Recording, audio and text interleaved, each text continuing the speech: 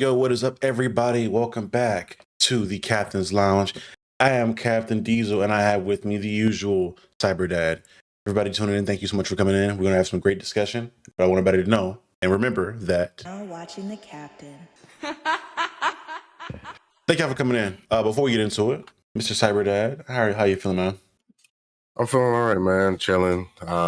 Been working a lot lately. Had a first actual on the job experience at my current position. The pressure is real, but outside of that, man, I've been pretty good. Staying out the way, enjoying life. I felt that. Well, side stuff, gaming wise, personal line, what you got going on? You been playing something recently? Yeah, I've been playing. I've been back in Pokemon actually. You and a few others have actually got me back into playing Pokemon Sword and Shield real tough to the point where I'm back streaming, and it's been a good time. It's been a really good time. I didn't know how much I missed playing Pokemon. There's been that, and I'm launching my personal website here within the next 3 hours. So I got that going on. But yeah, man, I'm really, really excited. It's been really good. Hey man, same here. I've been really working on content, trying to pump this stuff out. Trying to, the Kai Mafia-thon 2 is over with now. And I will say that man's drive and motivation has really inspired me, especially seeing his speech at the end of how hard that shit was and how much effort and time he put into his stuff. That kind of stuff really motivates me to keep creating in general, keep it pushing. But I digress. We're gonna get right into it, man. But as everybody has seen from the title, from the thumbnail, we have news from Mr. Elon Musk on his end. He apparently is looking to build a AI gaming production studio. This is a little wild to say, because I didn't think this was a thing that, I'm not gonna say was it possible, but we'll get right into it. So because I like to show the receipts and show the notes, I'm going to get into the article we have for you guys today. And this is from Insider Gaming. Elon Musk has said on X, formerly Twitter, that he is going to launch an AI game studio to make games great again, which is a wild statement to say. I guess we're just throwing that in everything now, apparently. In the tweet, because this was a tweet that he put out, Musk says that there are too many game studios that are owned by massive corporations, and that XAI will soon have its own game studio. What the game studio will look like is unclear, but in recent years, studios have increasingly relied on AI to cut spiraling costs and help creative ideas. So first off, I want to get into a little bit of the hypocrisy there, regards to his comment about major corporations owning gaming companies when he's literally a major corporation in himself, damn near, and is looking to do that himself. So that's kind of hilarious there. Secondly, I want to talk to you because you've been the main guy I know what AI is. So I want to have this conversation with you in regards to how you use AI to improve your daily life, workflow, things of that nature. What do you know about AI and usage in regards to gaming and game developing? And how do you feel about this in general? Oh, man. Oh, excuse me. I'm sorry. But I'll say this. AI in general, as a tool, is being used every single day to simplify and make workflow a lot easier. Developers are using it. It is the quickest way of using Google, researching what code needs to be placed there, and knowledge of just, going over that. So AI is a great tool. Now, we get into sticky situations when we get into the creative side of it. So like the functionalities, the brain of it is just code based. So I believe AI will be perfect to use that.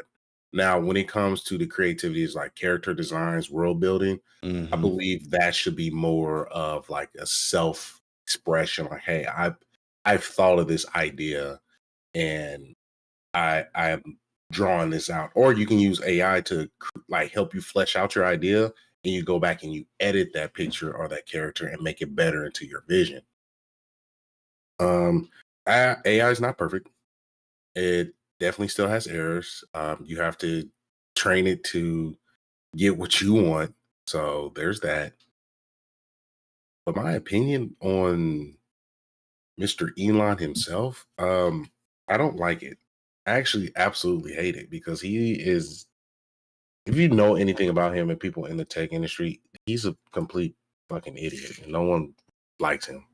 In what regards? He doesn't know what the fuck he's talking about. So I'm curious. How much? Because I don't know his educational background. Are you aware of like was he like an engineer or is he just a good businessman? He's a very good businessman that was handing down good money. Now he's smart in certain areas, but when it comes to like the day-to-day building and stuff, no, he's not. And then you can see that within when he bought Twitter or X, he fired people that were extremely beneficial to the company. And he thought he can just like, cut them off. Like, no, you actually need these people because they're the ones that run everything that you need to keep functioning in that. So no, I'm not messing with that. I saw that in regards to there being like a lot of technical issues with Twitter after. I'm not calling that shit X. Shit's stupid. After he took over, there's like a lot of issues there, and a lot of people that were there to fix the back end stuff he had fired in that moment because he had cut the cost. And most important thing out of that is they've been having a lot of difficulty when it comes to monetization and sponsors on there, because everything has been like so either right leaning or the way he's taking it in regards to some of the community building aspects of it. I know a lot of different like sponsors have been pulling out from putting their content and paying to put their stuff on Twitter. So they're losing money in some of that aspect as well. I low key feel like he's about to run it into the ground, and Blue Sky or whatever the alternative app may be, we may be forced to go over there. At least for creators, because I think the way it's going to work is obviously people are going to be following where the creators are because that's where the content is when it comes to like memes, clips, things like that. Once Twitter isn't profitable anymore, people are going to go to where the next bag is. And therefore, the people that are the audience of those people are going to follow them in suit. Now, I think Twitter will still be around as like a big tool because, you still have a lot of the OnlyFans girls or a lot of those companies that get stuff off that isn't safe for more family, I guess, environments when it comes to stuff like that, like IG. They're probably gonna stay on there. It's easy to promote that stuff on there, and I think you can. You see a lot of it. You click the wrong tab or search the wrong thing in Twitter, and you go down a rabbit hole, and your timeline is fucked up at that point, and then you can't open it in public. But I think there's gonna be a transition out of that soon. Yeah. Also, within that article, some things that pointed out that was kind of frustrating and annoying is that he's saying games are too woke now. And I'm having a really tough time trying to wrap my head of what games are too woke. Now, from my scene of like games that had a lot of backlash was, The Last of Us 2. They had a very bad issue with Ellie being she's gay in the game. We all knew Ellie was gay back in The Last of Us 1. And nothing was forced upon, but I mean, everything made sense within that game. And people were upset with Uncle Joe being killed, and that and the third, or with the child that was trying to identify as, the child was identifying as, I believe, female or no, male. And they forget to realize that we're in an apocalyptic time, and the cult that was out there killing everyone who thought differently, that's happened in movies. So that's a real that's a thing that's happened so many times in movies that it's in a game where it's like people are deranged when they get into an apocalyptic time. So that's neither here nor there. I think the recent most controversial one was not what is the game? Dragon Age. Dragon Age. That was the latest one with wokeness. Now with that one, it's more of the lack of not lack, but terrible dialogue and how things are presented. Yeah. That's bad in that sense. But outside of that, wokeness is being mentioned as people of color being lead characters, women being lead characters. Assassin's Creed having a black samurai and a female ninja. And it's Yeah. like you're saying this is woke, but I'm like, you're saying it's not historically accurate, but in past Assassin's Creed games, I got to fight Thor or a Sphinx. And I'm like, when in any of that was historically accurate, or jumping off the tallest uh castle pillar into a haystack and nothing happens to me. Where of any of that is historically accurate? I'm like, people forgetting that games are one is a hobby, then it's an Mhm. art form. If you not agree with that art form, of course you can be opinionated. Everyone has one, but you don't have to keep going out and say everything is woke because it is not a white male leading the game. It doesn't have to be like that. You have to be creative in the sense of that. So it's just there's a lot going on, and he's saying games are too woke. I'm like, you are a carbon copy of the man you supporting, and you want to be a part of the government official background of that as well. So I'm Yeah. cool. And we've talked. I've talked about this a couple times when it comes, mostly in regards to Assassin's Creed Shadows. Um, People just be honest about what you don't like about stuff. Because if you say that you are, hey, I don't like women, I don't like people that don't look like me in my games. Cool. You know what? I understand it. I get it. Fuck you, but I get it. I get it. I respect you more for being honest about why you don't like something versus carrying on about historical accuracy, about people not really existing in a time period, about the the plausibility of somebody may or may not being a samurai in that time period and being a jester.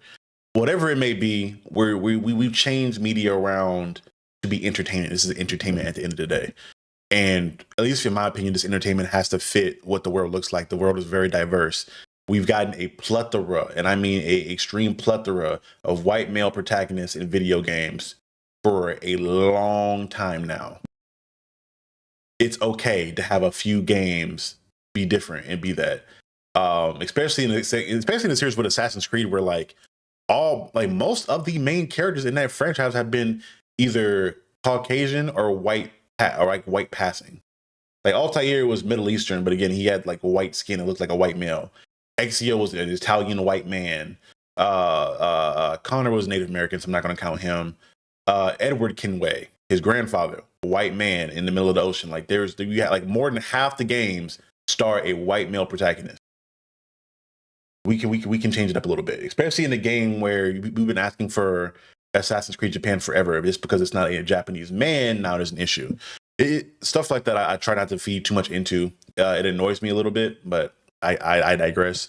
But in regards to the game studio thing, to your point, I'm hoping, and I'm hoping this is the optimist in me, that when he says AI, and I can let me look at the exact quote, make sure I'm not misconstruing his words exactly.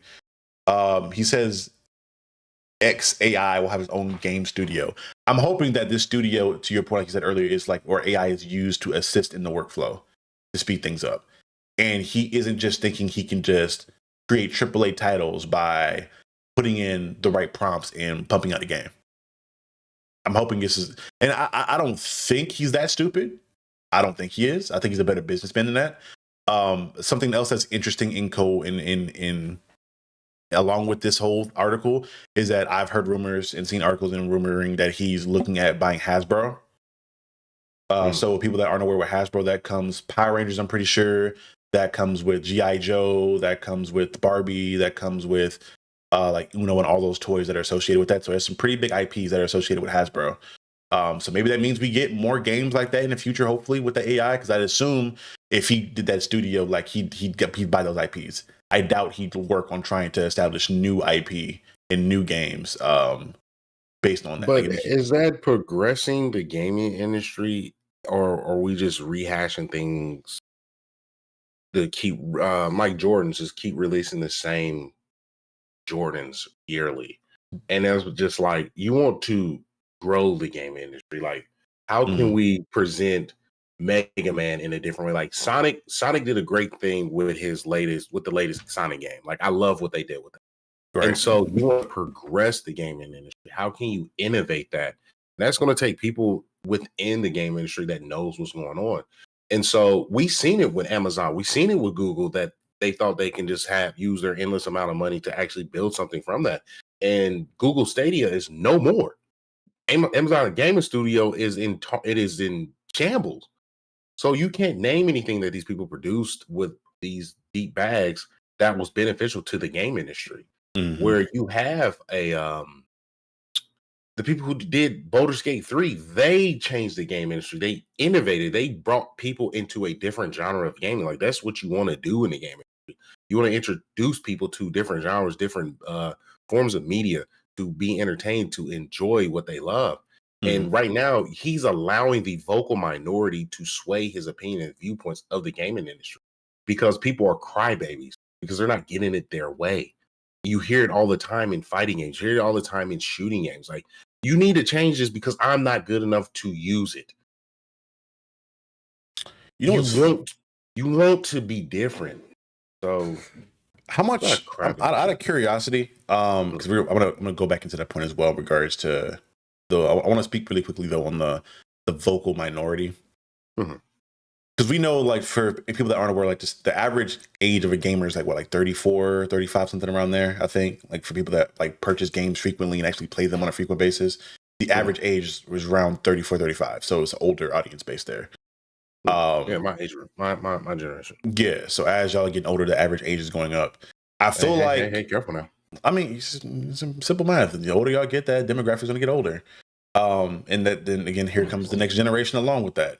And one thing I'm noticing, and I use 2K as a prime example because 2K for me generally feels like I feel like has a younger gaming demographic in regards to who plays that game. Like a lot of old heads play the game as well. Don't get it twisted, but I feel like there's so many young people that play that game. Hopefully, you literally either in hopes of being a content creator from that because of the how many people put on, or just playing it just to play it. And I'm noticing how dysfunctional that community is, how toxic that community is in regards to people not wanting to adapt to innovation, people not wanting any innovation in the game, they just want it to be a specific way to them, with something like that. Or I'm looking at other games when we're talking about something like Sparking Zero and how simplistic the game was, but everybody played it expecting it to be the next Tekken or Street Fighter.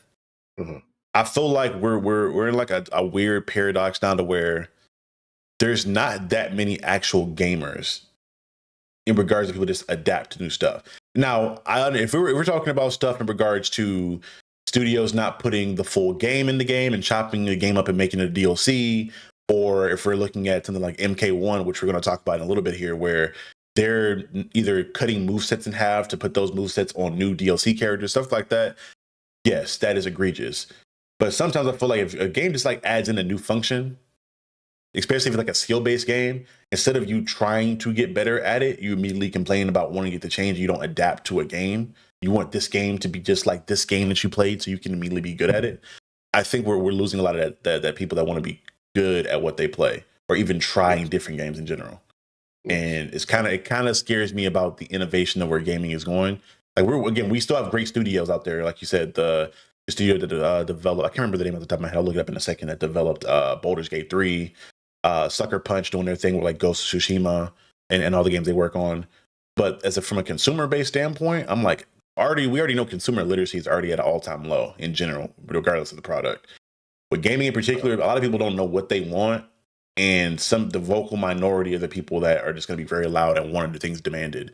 And these studios, I feel like a lot of these studios are just either changing up like 2K on the quick to adapt to that because they want to make that money, or two, they just don't take it seriously. So it was just to help you out. It was Larian Studios. I put that in chat. Another studio as well as From Software, because From Software does not bend to the vocal minorities. Like, you need to put a easy mode in here. It's like, no, you will adapt to the creation that we've made, and you will experience what we want you to experience. And I'm like, that I believe that's good. And of course they leave cheeses in there in ways and forms of make your your play style easier. And of course, you have the tryhards like, oh, you made an easy build so you can run through the game. Absolutely, that is my easy mode. It took me a minute to actually create this build, but as soon as it got done after grinding, absolutely, I used it for that. So I love how Larian Studios out there still pumping out good content. I love From Software, not bending to the noise and other From Soft. I mean, I'm sorry, Soulsborne game supporters as well. Not supporters, but game Souls like. I'm sorry, not Soulsborne. Souls like Mhm. games like Liza P, and games of that nature, who were definitely influenced and who created their own type of Bloodborne or Dark Souls 3 or things like that. So I really support those. And people don't know. People are stuck on nostalgia. And you can agree on this in the basketball sense where people are allowing their nostalgia to hold them back from the new versions of these players or video games that are out there and trying new things. Because as of right now, it's 60 frames per second or 4K. And I'm like, okay, that's cool, but what is the game about? Can I enjoy the game? Like, what are you about to give me so I can experience it?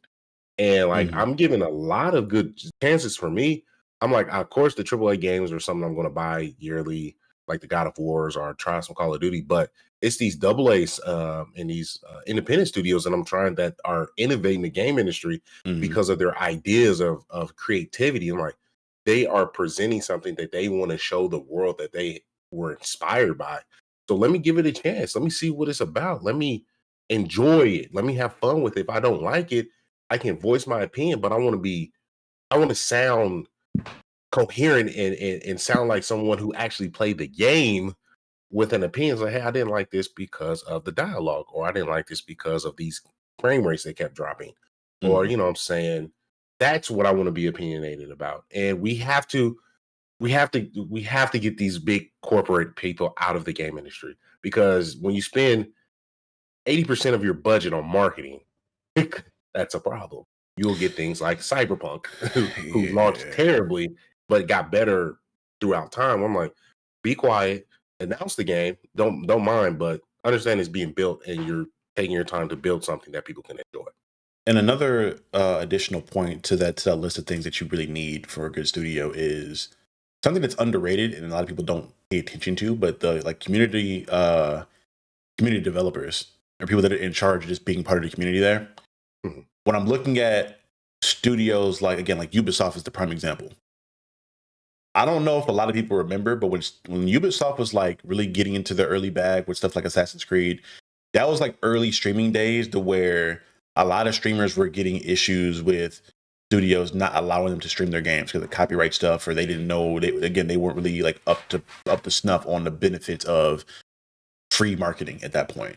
But I remember Ubisoft like on their website getting out there publicly saying like, "Hey, you're okay to stream our games. Like, please stream our games and make content around our games. Like, you're more than welcome to."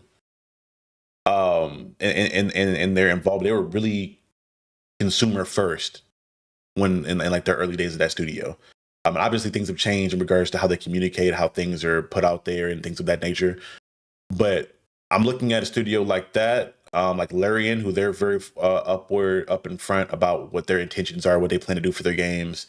And when we're looking at indie games, I'm looking at something like Sifu or Remnant 2, which I think they're both indie studios if I remember right. Um, they just like their social media presence and engaging with the community that plays their games is very positive and very transparent. And I feel like that's another big thing we're missing from these bigger studios. And I say all that to say, and we rambled into all these different points just to say that these are things that I'm scared that we're not going to have from an Elon Musk studio.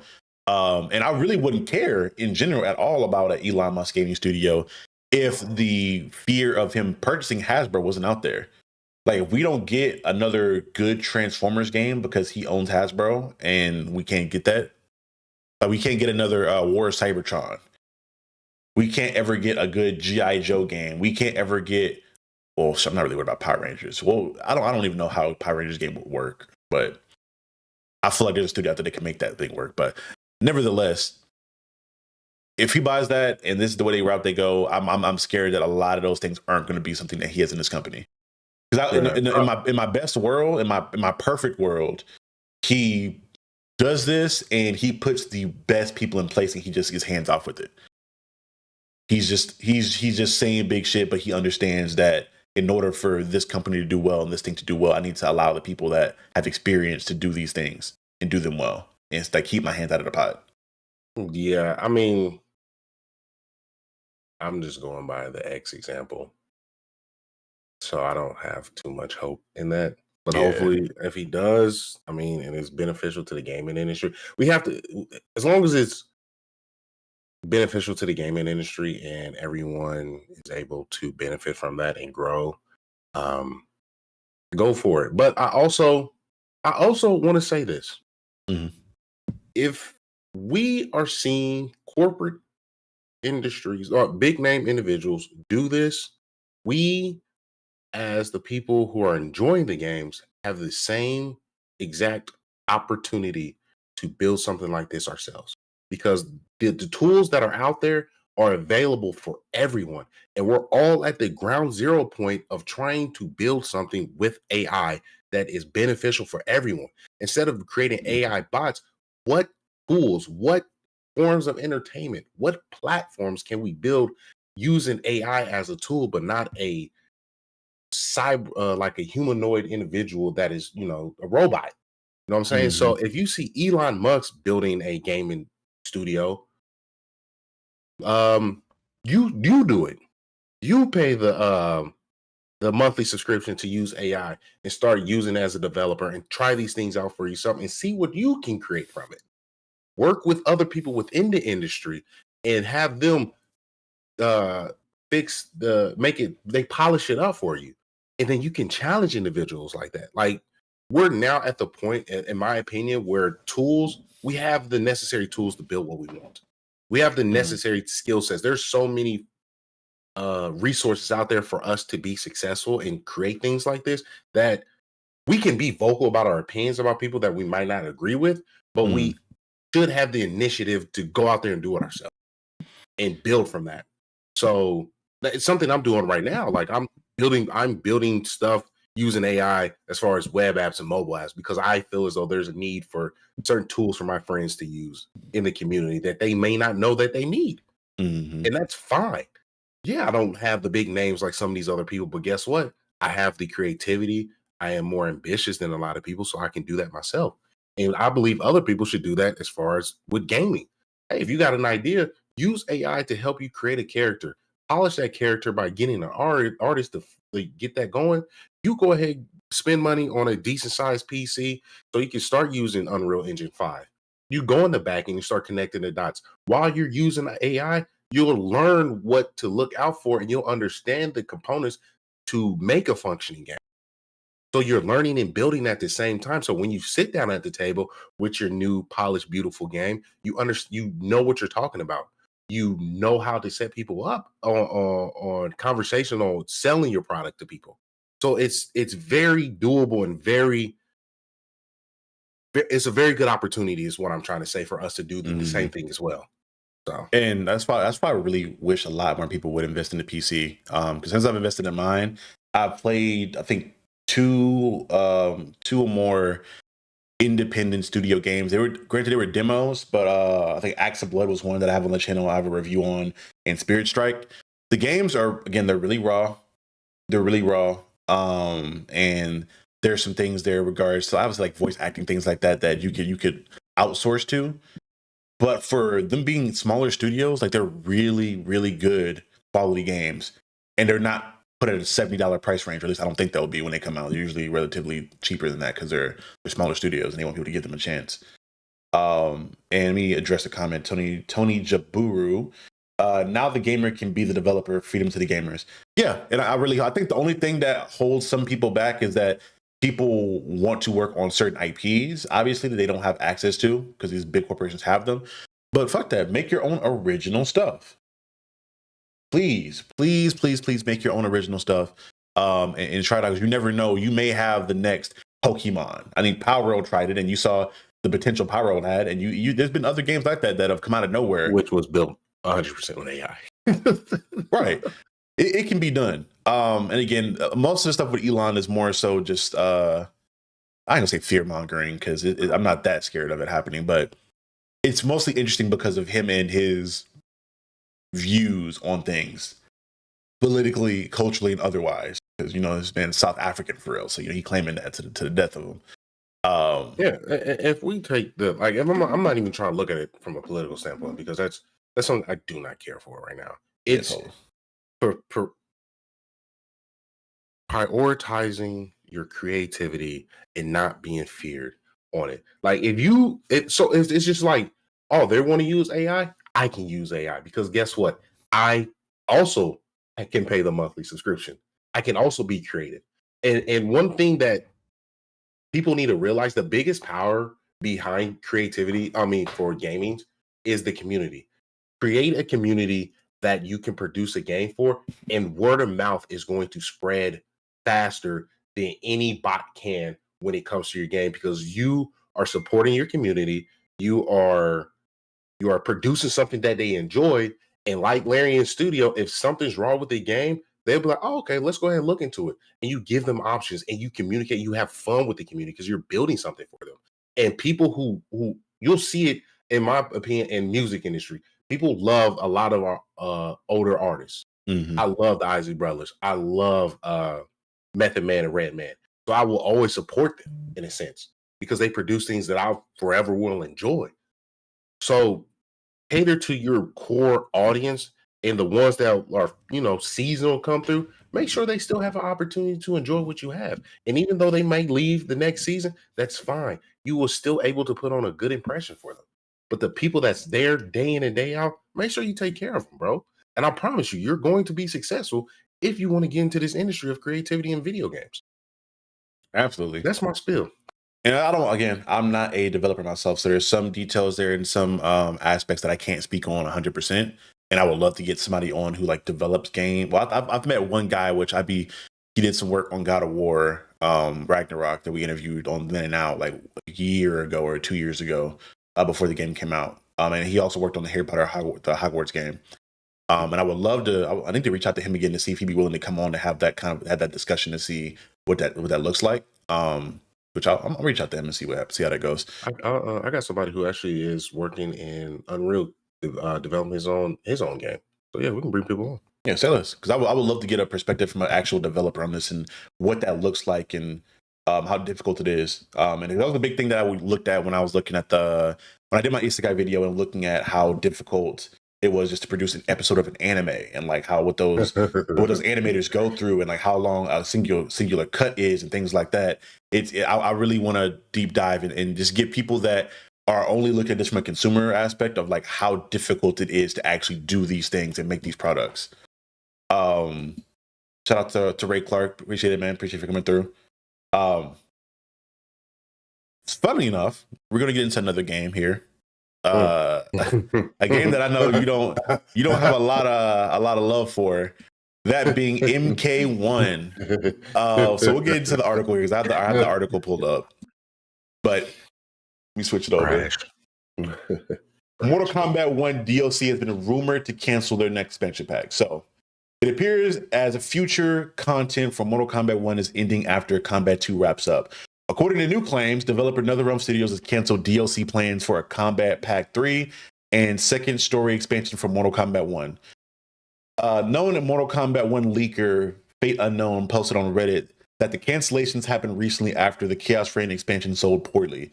It's not all bad for the Mortal Kombat 1 fans, as there are still characters from the Combat Pack 2 to join the roster, such as Conan the Barbarian, the T-1000, and I think Ghostface as well, along with that pack. But it's also said it's possible a cameo 2 may make it into the game due to work that they'd already been doing on them. But for the most part, it's looking like they're going to cancel the future production. So it's not looking good for NetherRealm as far as this goes. But before I get into it, I really would love to hear your aspects onto why you believe this game was sold so well. Why you think the DLC pack sold so poorly, and why this game has not had the success that a lot of people would assume it would have. Make Mortal Kombat great again. Take it back to the days of MKX. Forget the footsies. Forget trying to play distance. Let's pressure. Let's get the touch of death going, and put the fear of God in humans that play this game. Oh, you think you're about to get out of this quarter combo? No, no, no, no, no. You're trying to get these hands. So Mortal Kombat itself. How can I say this? Story is phenomenal. The story will always be great. Mm. It is the SGC that carries on the games for the livelihood, and the support of it has dwindled down so much that it's borderline comical. So Ray is someone who watches a lot of FGC events, who's really involved in it, that loves to support it, and he can attest on like saying that Mortal Kombat in Evo used to be a headliner where the finals is on Sunday. It is now a Friday event where it wraps up from beginning to end. That speaks volumes on how bad the competitive scene of that game is. It's not interesting. The longevity of it is trash. The marketing is boring. A lot of these characters people don't care for, and it's just not good. It's not fun. I've had more fun and excitement when I was playing Street Fighter and Tekken and some anime games like Guilty Gear and the community within that. So this is another L for NetherRealms. They just need to go back to what it was. It just needs to go back to what made it great, and that was MKX. And of course, your biggest headliner, Sonic Fox, plays the game, but it's the fact that people still go back to MKX and streams that rather than MK11 and MK1. So it's just not good. You're not picking good characters people care for as well. Like, no. It's sad to see. Mostly for the factor, I think if we're looking in regards to just like number of sales over time out of the big three, like I think Mortal Kombat sold the most out of Tekken, Street Fighter. I think the order goes Mortal Kombat, Street Fighter, then Tekken in regards to sales over all their games. But to see it like kind of fall this low, and because I've been on a loop with as far as the FGC community, like I'll play certain FGC game. Well, I'll say FGC games, certain fighting games, like occasionally. Like again, I promised you I'd get back in the Tekken at some point soon here, and I'll lock in on Tekken. But it's interesting. I know a lot of the issues have to do with like not having private lobbies, and then some of the lagging issues. Because I've seen some people that have like the most expensive, top-notch internet still lagging in certain matches and things of that nature. But most of the issues I'm seeing with the game is really just not being very consumer literate on their end. Like a lot of consumers aren't product literate, but I think some of these studios just aren't consumer literate. Like in regards to you just don't know your audience and what your people want. Like why would you drop a Tekken game? Not Tekken game. Why would you drop a fighting game with no private lobby when you know like that's going to be one of the more, if not the most used like function and feature of your game, of people labbing it up, people playing with their friends. I don't know. Maybe it's just me. When it comes to like ranked in any kind of a game, very rarely am I getting on ranked too often unless it's like a co-op game where I'm like playing with my friends. I'm usually trying to face off against my friends and we're talking shit for bragging rights. Like we're doing Pokemon. Like I may get into some of the online rank stuff, but with Pokemon Shield, I'm probably gonna be playing against you guys more than anything else. Because that's where my fun lies for this. And for a lot of these games. So it was just like a really big L for them to have that and that not to be a thing. It's pretty sad to see the downfall of that. And it was even crazier is the factor of they really didn't get anyone super excited with this combat pack. Like I saw a post about it going up around the internet, especially with Ghostface and all the different like fatalities he has and all the cool things he does. But if that's not getting your fan base excited and that's not bringing in outside people to come try the game out, especially the horror community, because they've usually done pretty well with these expansions over time with like Kratos, Predator, boy, you got Homelander and Omni-Man in this game who are also like really hot right now in regards to their IPs, and that still didn't keep players in. if that doesn't go to show you that like you throwing money at the issue and having the cool shiny toy won't do much if you don't really lock in on the game itself. I don't know what's a better example. Right. Just to the numbers for the big three, you had over 4 million with Street Fighter 6, MK1 at 4 million, and Tekken 8 at 2 million. I was And talking for about different I was talking about sales for like the franchises overall. overall, okay. Yeah, Not overall, package yeah, it's games. MK. Yeah, overall, Street Fighter. But yeah, my bad. Go Overall, ahead. Say what you guys say. so when you look at the big three, it's just, how can I say this? It's again, it's the FGC. It's the ones they are the community that keep fighting games alive on the investment of it and their core pillars. Perfect example is Maximilian Dude. He is a huge supporter of Marvel vs. Capcom. And you see that he created his own version of Marvel vs. Capcom 3. And usually if you see someone developing something like that, they're getting hit with cease and desist. Die before we sue you for billions. But with the backing of this fighting game community, Marvel Studios and everyone seemed like, oh, we need to support this. We need to get behind this. Let's keep this going. Let's not shut this down. And it's growing, and it's been one hell of a time to see how much that's grown. Unfortunately, I used to be a Mortal Kombat player. I love Mortal Kombat, and outside of the story mode, I found no usefulness for it. I found no joy in playing online anymore.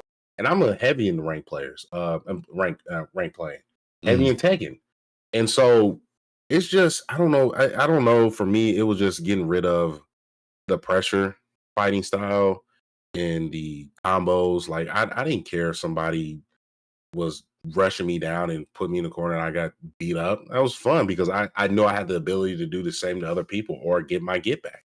This is just footsie to me is a Street Fighter thing or and some certain anime fighters and even Tekken. But Mortal Kombat is rushed down. Let's put the pressure on. Let's have those exciting like Mortal Kombat. You want to see those beautiful combos that people put together.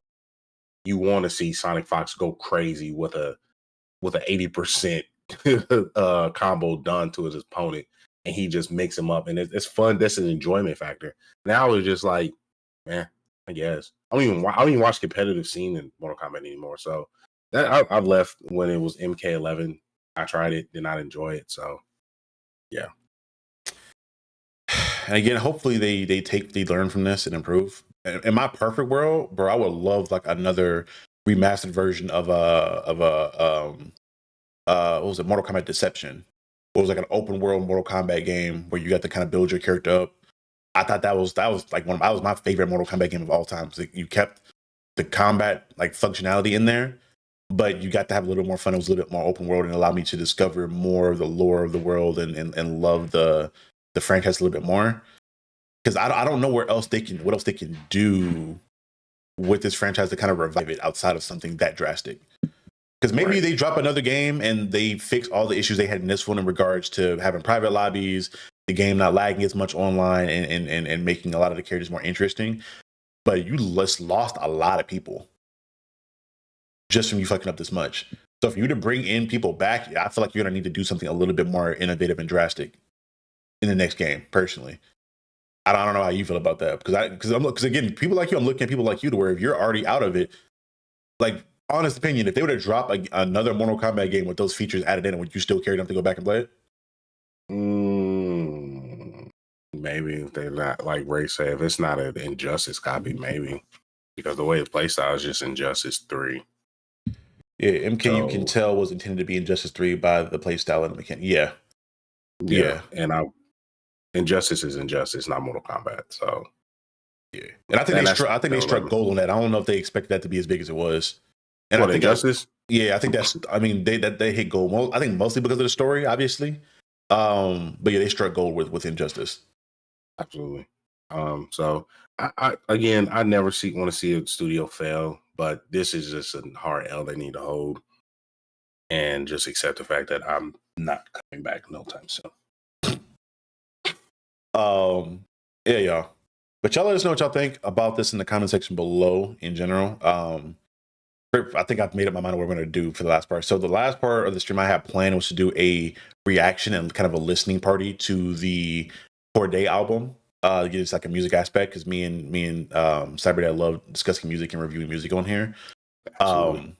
But because I don't want this particular stream to be like another hour, and people that aren't here for that to not have to sit through that if you don't want to, what I'm going to do is I'm going to stream this watch party on Twitch. So if you guys are interested in listening to that, you can find it there, or you can wait a little bit longer, and I will record the session as well, and I'll be reposting that session to YouTube. So it'll be its own separate video that you guys can see. So y'all let me know how y'all feel about that whenever you watch it in that format, or come over Twitch. All this will be in the description of the video below. So you guys just go on down there. You'll find links to the Discord if you want to be a part of a dope gaming community, or not even just a gaming community, just a nerd community in general, where we talk comics, games, music, food, all that good stuff, just with dope people in general. Click that link below in the description of this video, of the short and in the horizontal format. And I have links there to all my socials that you can find me on. But again, this has been another episode of the Captain's Lounge. Myself as well as Cyberdad, we try to do dope stuff and be kind people in discussing a lot of stuff. And he's again, you're one of my favorite people to talk about a lot of this stuff with. I wish we could drag out the rest of BLM to come be a part of this, but they got their own things for this. But it is what it is. This is but y'all let me know what y'all want to see. Again, as far as content, church announcements for the channel, there are some big things coming. I've made a big investment in some lighting to make the videos look a little bit better. And I've worked with some new people I've been waiting to work with for a while, so we can expect a video on my predictions on a perfect character for the new Daredevil Born Again show. Comic book character that I feel like would make the series perfect and would be a fan favorite people. That video will be coming out very soon. As well as some stuff on revenge stories, and some other content in regards to comics and all that other good stuff. So we've been really comic book heavy as of late. But if you guys are interested in that, be on the lookout for that in the channel. I would appreciate the subscription to the channel, turn on the bell for the notifications, and just like the videos if you want to get more of these videos out and want the channel to grow. I would really appreciate that. And again, if you guys have any future topics or anything you want us to discuss going forward on the Captain's Lounge, again, hop in the Discord, drop it in there. I'll see it, or hit me up on any of my socials and send me a DM, and I'll make sure that we'll do some research into it and that we can get onto this. I'm trying to make sure that the Captain's Lounges are at least going up once a week. Probably will be on Sundays, because I think that seems like to be the best availability that we have. Sundays or Saturdays. I'll get with Cyberdad to see what his schedule is looking like again. But you guys can expect to see one of these each week. These have been dope so far, and I'm thankful for everybody that's been tuning in to watch these, and even especially to the people that have donated actual money, even a penny to my channel and to me as a creator. It means the world to me, and you don't have to do that. So I appreciate all of that. But yeah, long outro out the way. Again, thank you guys so much for tuning in. This has been Cyberdad and Captain Diesel, and I want you guys to always remember, you're now watching the Captain. And we'll see you guys next time. Peace.